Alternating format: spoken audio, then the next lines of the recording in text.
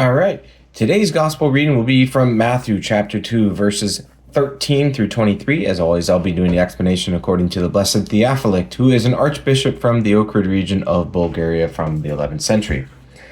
And verse 13, and when they had departed, behold, the angel of the Lord appeareth to Joseph in a dream, saying, Arise, and take the young child and his mother, and flee into Egypt, and be thou there until I bring thee word, for Herod will seek the young child to destroy him. The explanation here, do you see now the reason why God permitted the virgin to be betrothed? It is revealed to you here that Joseph might care for her and watch over her. The angel did not say, Take thy wife, but take the mother of the child.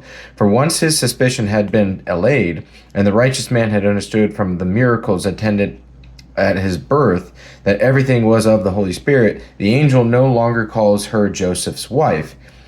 Even the Lord flees to confirm that he was truly man. For if he had fallen into the hands of Herod and had not been slain, it would have seemed that he had been made flesh only in appearance. He flees into Egypt to sanctify even that place. For there were two lands that were the workshops of every iniquity, Babylon and Egypt. By means of the Magi, he accepted the adoration of Babylon, and Egypt he sanctified by his own presence. He remains there until he receives God's commands. So we too should do nothing apart from the will of God.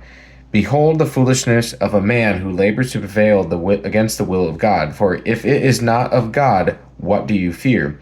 But if it is of God, how can you destroy the child? Verses 14 and 15, and he arose and took the young child and his mother by night, and departed into Egypt, and was there until the death of Herod, that it might be fulfilled which was spoken by the Lord through the prophet, saying, Out of Egypt have I called my son. In Hosea 11:1. An explanation there, the Jews say that this was said of the people whom Moses led out of Egypt. We reply, is it anything remarkable that something which was spoken of the people in type as a foreshadowing was realized by Christ in truth? Furthermore, who is the Son of God? The Hebrew people who worship the idols and carvings of Beelphegor, or he who truly is the Son of God. And verse 16, then first part of 16, then Herod, when he saw that he had been tricked by the Magi, was exceedingly wroth, and sent forth and slew all the children that were in Bethlehem. Explanation there, as God used Moses to trick Pharaoh, so too he used the Magi to trick Herod. For both Herod and Pharaoh were child slayers. Pharaoh slew the male children of the Hebrews in Egypt, and Herod slew the male children of the Hebrews in Bethlehem. Herod vents his wrath against the Magi upon those who had wronged him in nothing. Why were the children allowed to be slaughtered? So that Herod's wickedness might be revealed. But perhaps you will ask me, why did the children suffer wrong to show Herod's wickedness? Listen then, they were not wronged, but made worthy of crowns. For anyone who suffers some evil here suffers either so that his sins might be absolved, or so that his crowns might be multiplied. So it is with these children, for their suffering they will receive a greater crown in heaven. And the next part of the last part of verse 16, and in all the region thereof, from 2 years old and under, according to the time which he had carefully ascertained of the Magi. In verse 17, then was fulfilled that which was spoken by Jeremiah the prophet, saying, explanation there, lest anyone think that the slaying of the children took place against the will of God. The evangelist shows that God both knew of it beforehand and foretold it. Verse 18, in Ramah there was a voice heard.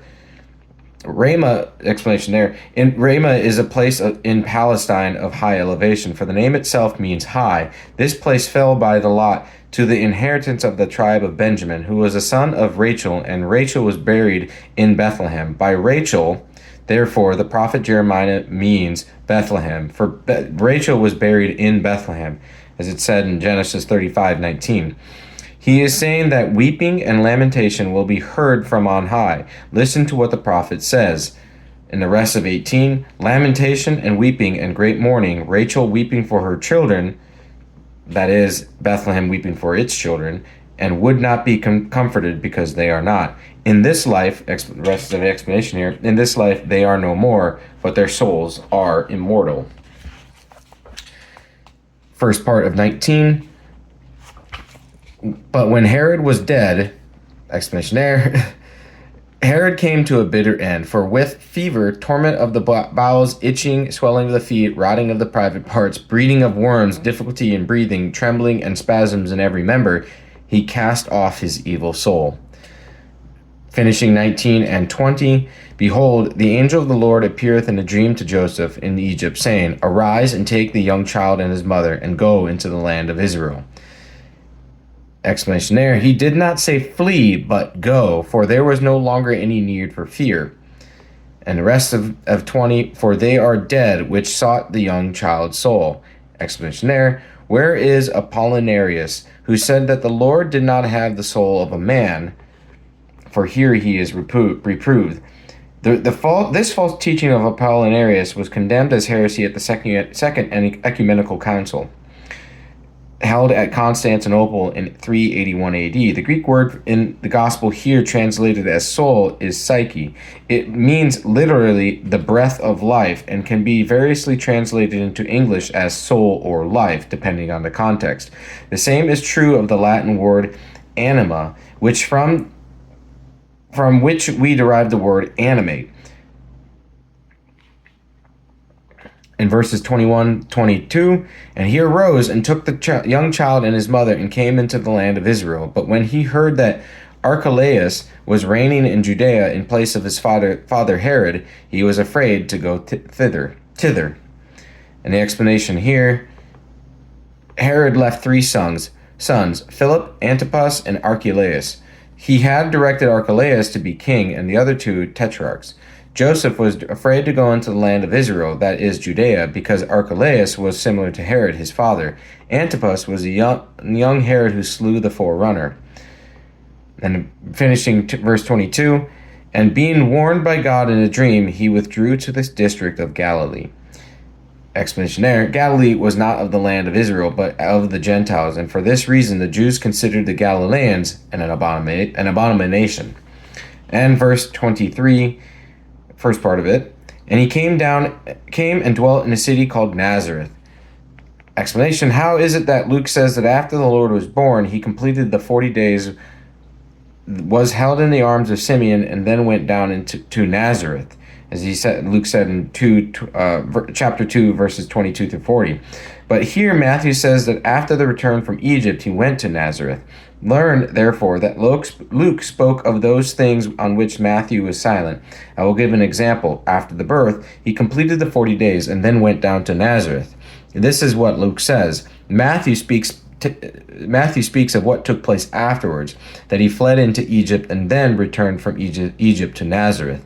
They do not contradict each other. One of them, Luke, speaks of the descent from Bethlehem to Nazareth, while the other, Matthew, speaks of the return from Egypt to Nazareth, which took place later. And finishing verse 23, that it might be fulfilled which was spoken by the prophets, he shall be called a Nazarene. And the explanation there, which prophet said this? It is not to be found now.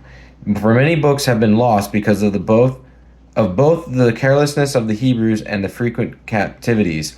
But perhaps this was an unwritten prophecy among the Jews. Nazarene means sanctified, and as the Christ is holy, it is right that he is called a Nazarene.